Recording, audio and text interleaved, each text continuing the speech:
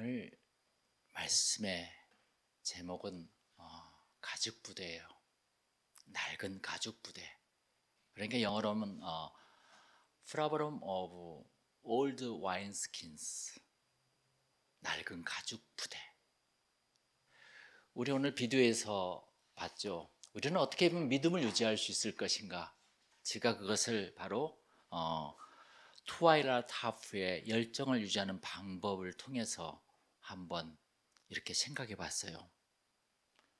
새벽 5시 30분 작고 단단한 몸, 경쾌한 발자국. 한 여자가 맨하탄 아파트 계단을 내려옵니다. 아파트 앞에서 옐로캡에 몸을 싣고 그녀가 향한 곳은 허름한 체육관 펌핑 아이언. 익숙하게 움직이며 땀을 흘리며 온 근육을, 온 정신을 깨웁니다. 그녀 이름은 트와일라 타프. 모던 댄스와 발레를 대중음악에 결합시킨 무용계 선구자이자 브로드웨이의 뮤지컬의 여왕. 그 사람에게 성공을 꿈꾸던 사람들이 그녀에게 물었어요. 지금의 당신을 만든 비결은 무엇인가요? 그녀의 대답은 습관. 매일 아침 반복되는 의식을 만들었습니다. 내 의식은 매일 아침 체육관에서 하는 스트레칭이나 웨이팅 트레이닝이 아니에요. 내 의식은 바로 택시에 올라타는 순간이다. 그녀는 우리와 같았습니다. 아침마다 이불 안에서 5분만 더 이렇게 생각했던 거죠. 하지만 타프는 50년간 하루도 걸지 않고 문 앞에서 기다리는 택시에 몸을 실었다는 것이죠. 열정을 갖기는 쉽습니다. 그러나 어려운 것은 그 열정을 유지하는 것이에요. 믿음을 갖기는 쉽습니다. 그러나 어려운 것은 그 믿음을 유지하는 것입니다. 당신의 가슴에 품은 뜨거운 열정, 그 열정을 유지하기 위해서 매일 아침 어떤 의식을 치르고 있나요? 너무 감동적이죠? 열정을 갖기는 쉽습니다. 그러나 그 어려운 것은 그 열정을 유지하는 것이다. 이렇게 말했어요. 매일 아침에 의식을 갖는다는 것. 이러한 열정이 신앙인의 태도예요. 하나님은 우리들에게 천국의 꿈과 비전을 늘 심어주셨다고 새해 첫 예배 때 말씀했어요.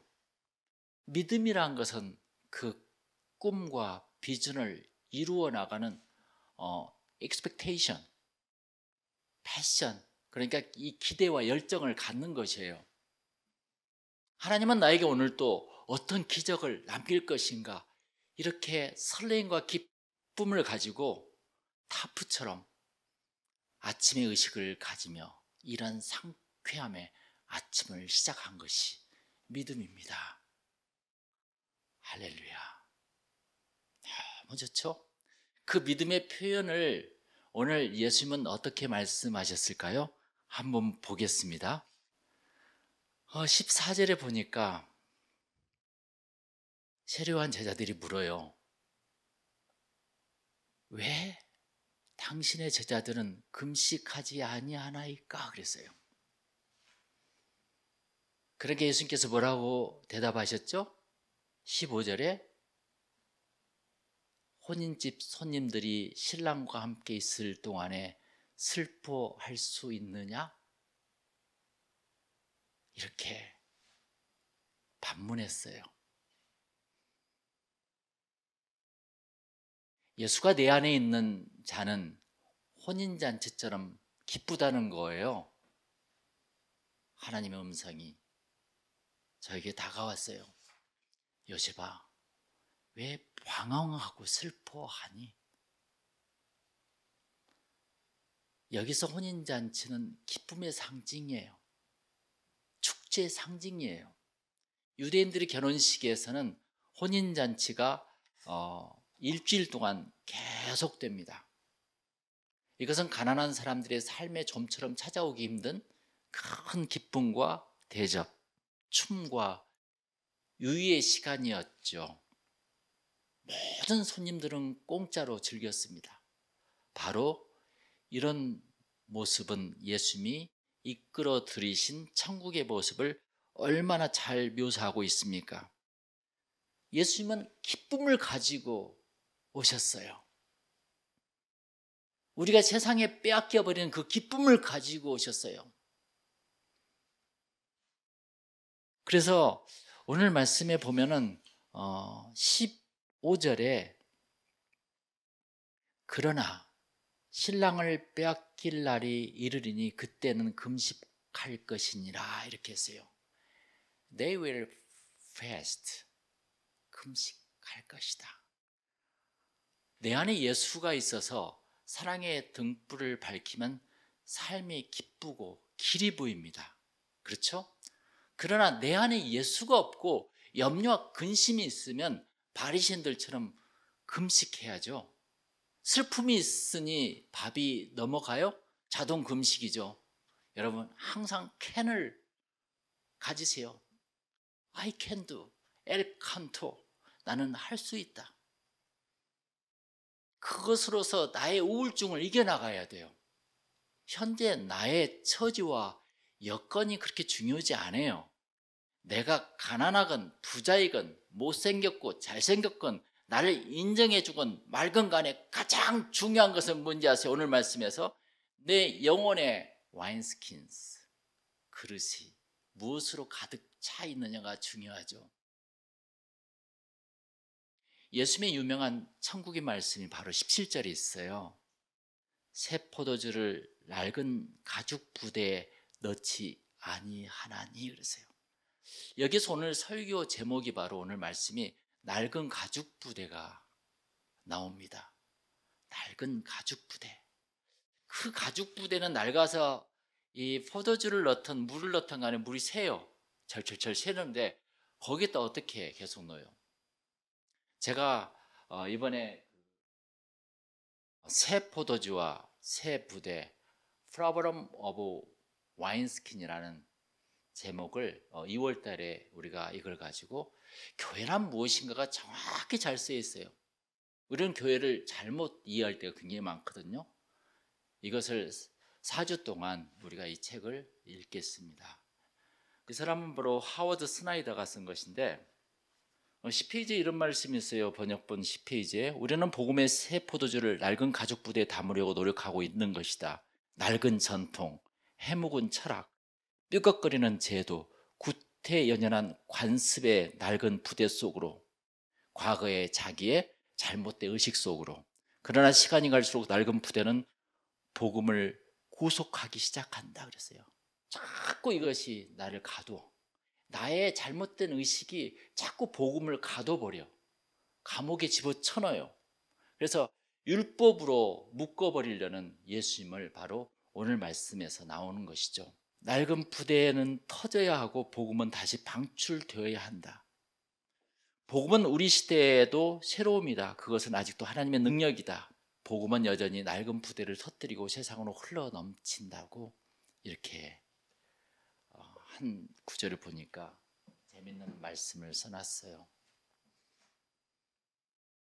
유대교의 낡은 가죽 부대로 그리스도의 복음의 새 포도주를 담을 수 없다는 것이 오늘 말씀 그대로예요. 오늘날 나의 쪼잔한 좁은 마음의 태도로 기쁨의 폭넓은 삶을 살 수 없다는 뜻이 여기에 들어있어요. 우리는 틈만 나면 과거의 세상적인 습관과 생각의 틀에 갇혀버립니다. 하나님은 우리들의 인생을 새 포도주로 채워주려고 하는데 자꾸 낡은 와인스킨에다 자꾸 그걸 넣어요. 그러니까 다 흘러버리죠. 말씀을 아무리 들어도 나에겐 차지 않아. 말씀이 담아지지 않아. 왜? 내 포도주를 넣을 수 있는 나의 와인스킨이 낡아 있기 때문에 새 나가버려요. 전부 다. 오늘 말씀도 이렇게 했지만 내일 보면 다 새 나가고 없을 거예요. 가장 중요한 것은 뭐예요? 이 문제는 우리의 낡은 마음에 있어요. 그 낡은 마음을 붙잡고 힘들고 어렵고 피곤하고 지치게 살아가는 우리 낡은 마음, 나에게 낡은 가죽 부대를 버릴 용기가 있는가? 이 새해 낡고 부정적인 태도를 버리겠는가? 큰 생각을 품기로 결심했는가? 이게 오늘 말씀의 가장 큰 이슈예요. 새 포도주를 새 부대에 넣어라. 그 뉴 와인스킨스에 넣으라는 것은 무슨 뜻인지 아세요? 과거의 생각을 바꾸라는 거예요. 과거의 고정관념이 틀에서 벗어나라는 건데 계속 과거의 습관이 밀려 들어오는 거야. 잘못된 것들이.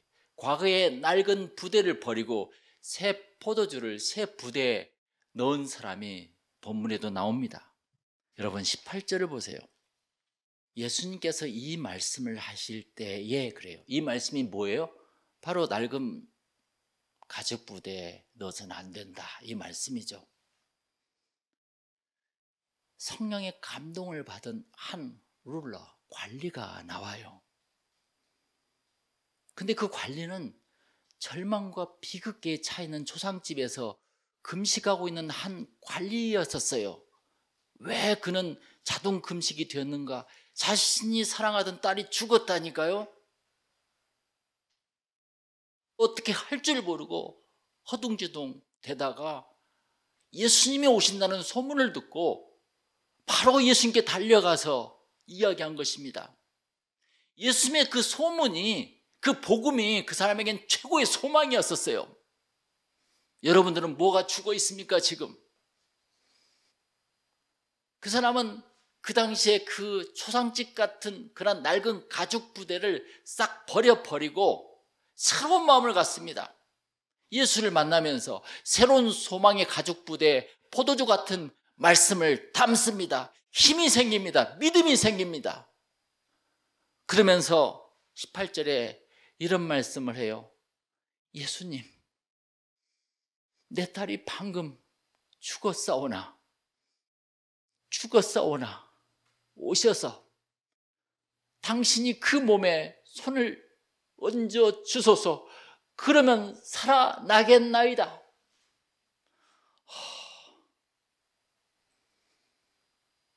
어쩜 이런 마음을 가질 수가 있었을까? 그러니까 25절에 어떻게 했죠?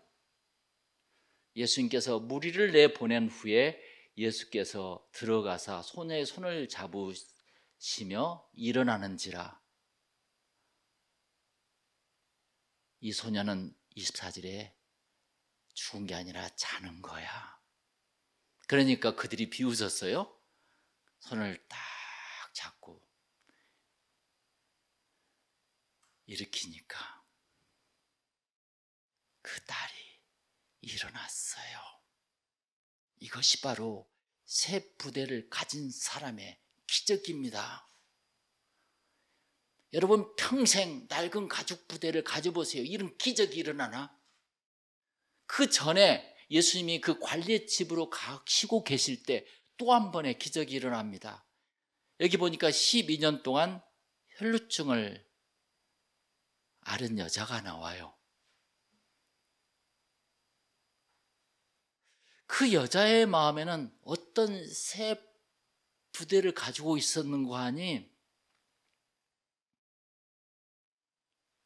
여자가 그 예수에 들어가서 그 겉옷 그러니까 edge죠. edge of his cloak, 겉옷을 끝을 만졌어요.